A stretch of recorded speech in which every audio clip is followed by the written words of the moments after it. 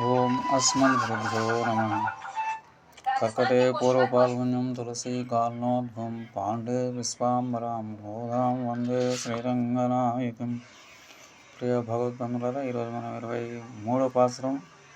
மாரிமலை மலங்கல் மன்னிக்கிடந்து உறங்கும் சீரிய சிங்கம் அறிவுத்து தீவிடத்து வேறுமயிர் பொங்கு எப்போதும் பேருந்து ஊதரிமோர் நிமருந்து முழுங்கப்புறப்பட்டு போதனமா போலே நீ பூவை பூவண்ணா உன் கோயில் நின்று இங்கு நீ பொந்தருடைய கோப்புடைய சீரிய சிங்காசன சுமத்து இறந்து யாம் வந்து కార్యం ఆరాయందరులేలో రంభావాయ్.